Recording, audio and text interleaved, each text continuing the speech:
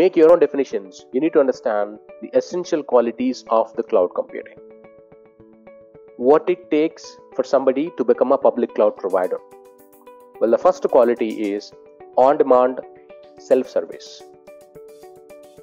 You could be, let's say you need a server. You should be able to log into the portal on your own, and you will be able to create a server on your own. It could be Monday, it could be Sunday, meaning any day of a week. It could be midnight or afternoon. It could be too sunny or snow falling out, raining outside. It could be public holidays, it could be festival holidays, doesn't matter. Whoever needs the service must be able to log into the portal themselves and will be able to create a server on their own. That's on demand whenever you want, self-service, you yourself. If you need a server, it is not that you call up Amazon and say, hey, I need a server, can you please provision one for me?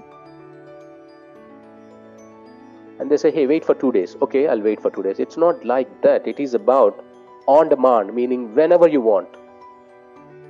Self-service, you're gonna create a server on your own, and it is not just about the servers but any other offering. I said there are close to 200.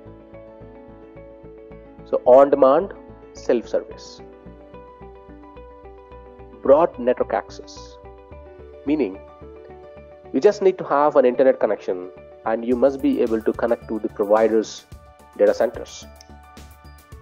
A provider cannot say, hey, if you are somewhere in Afghanistan, you cannot connect to our cloud. If you are somewhere in old city of Hyderabad, you cannot connect. If you are somewhere in Australia, you cannot connect to our data centers. All the providers must allow the connections from the internet. So if a consumer just have an internet connection or a proprietary connection, you will be able to connect to the cloud providers' data centers. Then you have got resource pooling, meaning providers must be having data centers in different locations.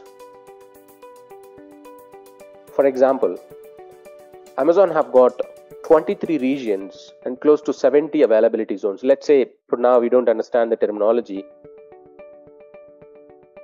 Amazon have got 70 data centers. And they have got 200 services.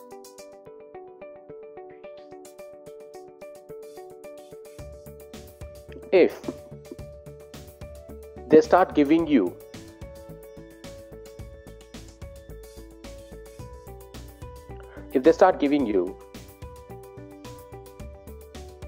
URLs like ec2.datacenter1.aws.com, ec2.datacenter2.aws.com, ec2.datacenter3.aws.com. I mean, if they start giving you 200 connections, 200 URLs like this, then ebs.datacenter1.aws.com. How much do you think? You have got 70 data centers into 200 services. Do you think it is going to be a small number of URLs to handle? No. Resource pooling, meaning, you see, Amazon is offering 200 services. You could see the list here. Close to 200. So, they are able to pool the resources from all the locations into one console. So, one console you're going to hit, that is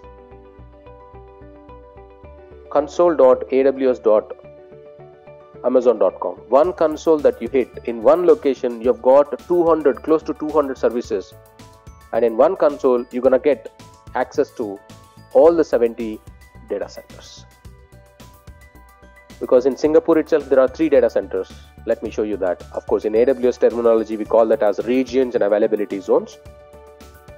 In Azure also, of course, regions and availability zones. As we make progress into the other tracks of learning, you will get to know of it. But you see, in AWS, you've got 1A, 1B, and 1C availability zones. And so in North Virginia, there are 6 availability zones. 6 data centers. So that way, in each location there are many. When you see the count, it is close to 70 data centers we have. So Amazon is able to pool the resources from all the locations. See, 1A, 1B, C, D, E, F, 6 data centers there are. With one URL to hit, you are able to access all the locations and all the services. Let's say TCS, you're working for a Wipro organization. Wipro is having data centers in Hyderabad, Bangalore, Mumbai, Pune, Chennai, almost all metro cities in India, and so in the rest of the world. It will be quite difficult if they start having a separate connection points, URLs for each data center when they offer their services as a cloud consumption model. Okay. So resource pooling, you must be able to pool the resources in one place, and almost all the cloud providers are doing the same today. Elasticity. Let's say you have a wonderful idea in mind, like PUBG game, right? So you just developed it, hosted it in your physical data center,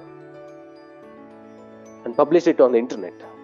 Everybody started accessing it, and you did not expected the response. You were expecting maybe in another 6 months it is to get popular, but it immediately get popular.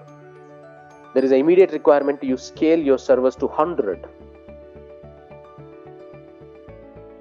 In practical, to scale a data center from 1 to 100, how much time and money would it take? If it is a cloud environment, well, you can scale to any extent. Elasticity, rapid elasticity. Any cloud provider it is, they must be able to support rapid elasticity. Well, your customer needs 10 servers to be scaled to 100 servers right away, right now, without paying any initial commitment and the money.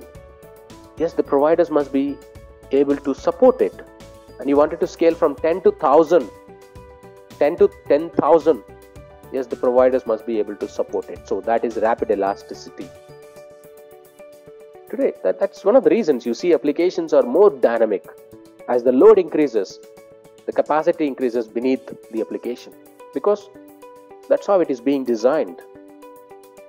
The modern generation developers have become so dynamic that they are able to take the advantage of the concepts like Dockers and containers, microservices, designing decoupled applications. That's how they are leveraging the cloud environment to the fullest and essentially delivering a fine and matured applications to the customers.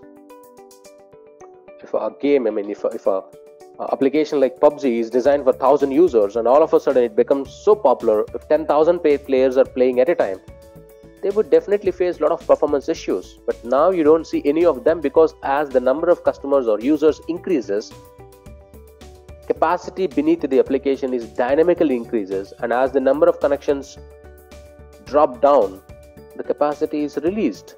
So you are not paying more, not paying less, but exactly what you consume, you are paying. That's the beauty of the cloud.